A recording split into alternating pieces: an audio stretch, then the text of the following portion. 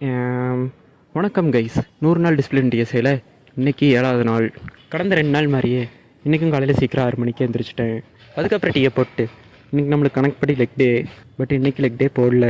அதாவது என்ன ஆச்சுன்னா, ஊரில் நடக்காத விஷயம் நடந்த மாதிரி எங்கள் காலேஜில் ஒரு பிளேஸ்மெண்ட் ட்ரைவ் வருது.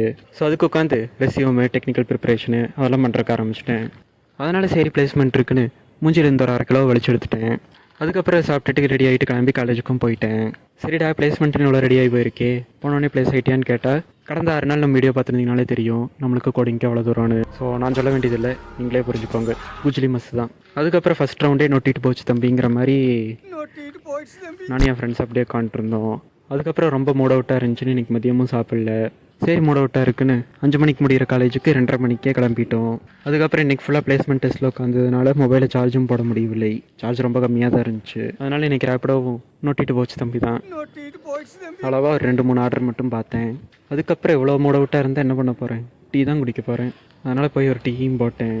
டீயை போட்டு அப்படியே வீட்டுக்கும் கிளம்பிட்டேன். அதுக்கப்புறம் இன்றைக்கி ரொம்ப மூட் அவுட்டாக இருந்துச்சுன்னு டெய்லி போடுற டிஎஸ்ஏவும் போடல. ஸோ இன்றைக்கி டிஎஸ்ஏவும் நோட்டிட்டு போச்சு தம்பி தான். இவ்வளோ மூட விட்டுக்கு என்ன பண்ண முடியும்? சரி, உட்காந்து கிண்டுவான்னு கிண்டுறக்க ஆரம்பிச்சிட்டேன். தோசை கூட தொட்டுக்கிறக்கு சுண்டல். அதுக்கப்புறம் சரி முட்டையை அமுக்குவோன்னு ஒரு 3-4 முட்டை போயிட்டே இருந்துச்சு. அதுக்கப்புறம் நான் ஒரே வாயில் ஆஃப் ஆயில் அமுக்கிற கண்கொள்ளா காட்சியோட நாளை முடிச்சுக்கிறேன். நாளைக்கு பார்ப்போம் கைஸ். பிஷுக்.